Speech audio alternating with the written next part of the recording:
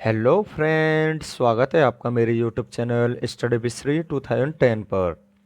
Friends, आज हम कक्षा 5 की प्रकृति कार्य पुस्तिका के पाठ 19 जिसका नाम है राष्ट्रीय एकता की कार्य पुस्तिका को फिल करेंगे, जिसे कि हम कुल 2 भागों में कंप्लीट करेंगे, जिसमें कि हमारा यह पहला भाग है।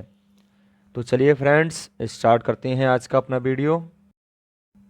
पहला प्रश्न है, हमारी राष्ट्रीय एकता के प्रेरणा स्रोत कौन हैं?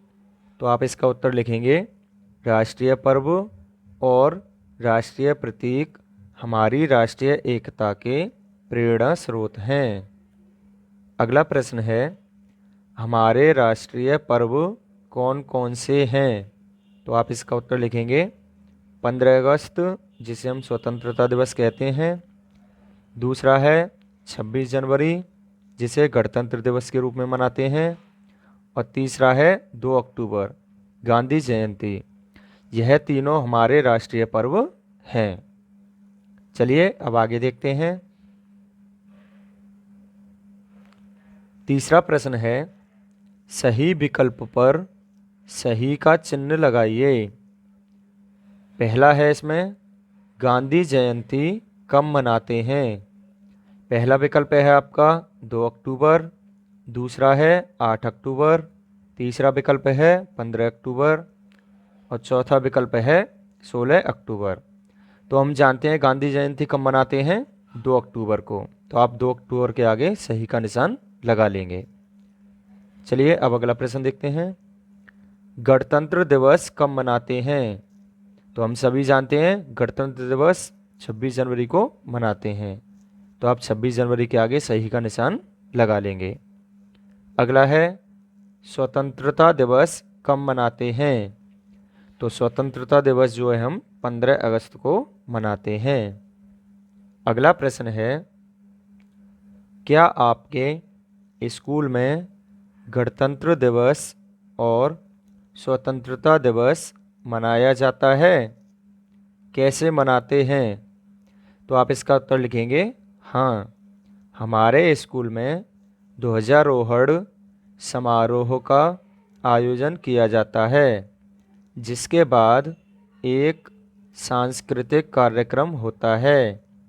छात्र छात्राएं देशभक्ति गीत, नृत्य और नाटक प्रस्तुत करते हैं, जिससे हमारे स्वतंत्रता सेनानियों द्वारा दिए गए बलिदान को दर्शाया जाता है। चलिए अब अगला प्रश्न देखते हैं। अगला प्रश्न है, राष्ट्रीय ध्वज कब कब फहराते हैं? तो आप इसका उत्तर लिखेंगे, राष्ट्रीय ध्वज जो है 15 अगस्त, 26 जनवरी और 2 अक्टूबर को फहराया जाता है। अगला प्रश्न है, राष्ट्रीय झंडे को तिरंगा क्यों कहा जाता है? तो आप इसका उत्तर लिखेंगे, भारतीय राष्ट्रीय ध्वज को तिरंगा इसलिए कहा जाता है क्योंकि इसमें 3 रंग हैं, केसरिया, सफ़ेद और हरा। चलिए अब आगे देखते हैं। अगला प्रश्न है, हमारे राष्ट्रीय ध्वज के रंग क्या दर्शाते हैं? पहला है केसरिया रंग। तो केसरिया रंग क्या दर्शाता है? बलिदान का प्रतीक है। दूसरा है सफ़ेद रंग। सफ़ेद रंग हमारा शांति का प्रतीक है। तीसरा है हरा रंग। तो हरा रंग किसका है? धरती की हरियाली का प्रतीक है। चलिए अब अगला प्रश्न देखते हैं। तिरंगे में नीले रंग का चक्र भी होता है। आप गिनकर बताइए कि चक्र में कितनी तीलियां होती हैं। तो बच्चों, जब आप इन्हें गिनोगे तो इसमें आपकी 24 तीलियां होती हैं। तो आप यहाँ पे 24 लिख लेंगे। चलिए अब आगे देखते हैं। आगे है दिवस 2, जिसमें कि पहला प्रश्न है, हमारा राष्ट्रगान किसने लिखा है? तो आप इसका उत्तर लिखेंगे, रविंद्रनाथ टैगोर जी ने हमारा राष्ट्रगान लिखा है। अगला प्रश्न है, हमारा राष्ट्रगान कितने सेकंड में गाया जाता है? तो आप इसका उत्तर लिखेंगे 52 सेकंड में। अगला प्रश्न है, भारत के राष्ट्रगान में किसका महत्व दर्शाया गया है? तो इसका आप उत्तर लिखेंगे देशभक्ति एवं राष्ट्र की एकता की भावना को दर्शाया गया है। चलिए अब आगे देखते हैं। अगला प्रश्न है, हमारा राष्ट्रीय गीत का नाम क्या है तथा उसे किसने लिखा है? तो आप इसका उत्तर लिखेंगे, हमारे राष्ट्रीय गीत का नाम है वंदे मातरम। यह जो है बंकिम चंद्र चटर्जी ने लिखा है। आगे अगला प्रश्न है, राष्ट्रगान और राष्ट्रीय गीत कब गाए जाते हैं? तो आप इसका उत्तर लिखेंगे राष्ट्रीय समारोह में, सांस्कृतिक कार्यक्रमों में, सरकारी कार्यक्रमों में, शिक्षा संस्थानों में आदि। ठीक है बच्चों। आगे अगला प्रश्न है, जब राष्ट्रगान गाया जा रहा हो तो हमें क्या करना चाहिए?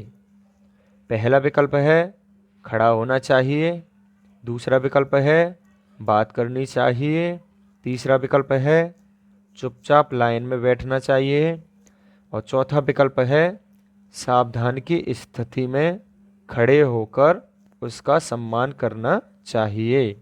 तो यही हमारा सही विकल्प है। चलिए अब आगे देखते हैं। आगे है दिवस 3, जिसमें कि आपका पहला प्रश्न है, दिए गए चित्र को आपने कहाँ देखा है? तो आप इसका उत्तर लिखेंगे, हमने दिए गए चित्र को सिक्कों एवं रुपयों पर देखा है। यह हमारा राज चिन्ह है। इसे अशोक स्तंभ से लिया गया है। चलिए अब अगला प्रश्न देखते हैं। इस चित्र को किस नाम से जाना जाता है? तो आप इसका उत्तर लिखेंगे, इस चिन्ह को राज चिन्ह या फिर अशोक स्तंभ के नाम से जाना जाता है। आगे अगला प्रश्न है, राष्ट्रीय चिन्ह के नीचे एक पट्टी है, उसे ध्यान से देखिए और बताइए कि उस पर क्या क्या बना है। तो आप इसका उत्तर लिखेंगे, हाथी, घोड़ा, बैल, शेर और एक चक्र बना है।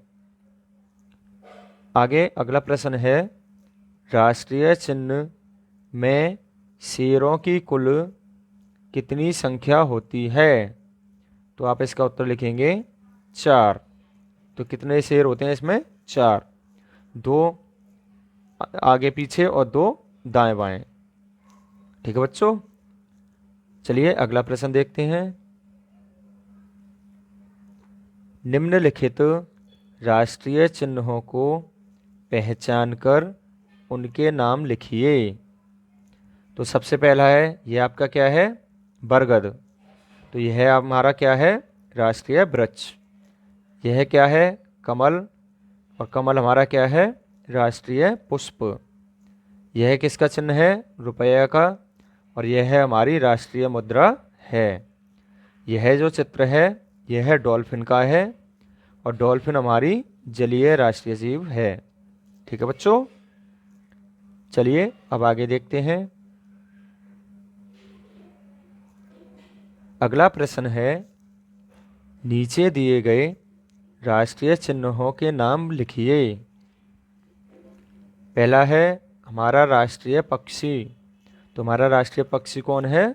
मोर। दूसरा है हमारा राष्ट्रीय पशु। तो हमारा राष्ट्रीय पशु को क्या है? बाघ। अगला है हमारा राष्ट्रीय नदी। तो हमारा राष्ट्रीय नदी कौन सा है? गंगा। हमारा हेरिटेज प्राणी कौन है? हाथी। आगे हमारा राष्ट्रीय खेल, तो हमारा राष्ट्रीय खेल क्या है? हॉकी। चलिए अब अगला प्रश्न देखते हैं। आगे है, नीचे कॉलम ए में कुछ प्रश्न पूछे गए हैं, उसका जवाब कॉलम बी में दिए गए हैं। जवाब को खोजें तथा उसे जवाब वाले कॉलम में लिखिए।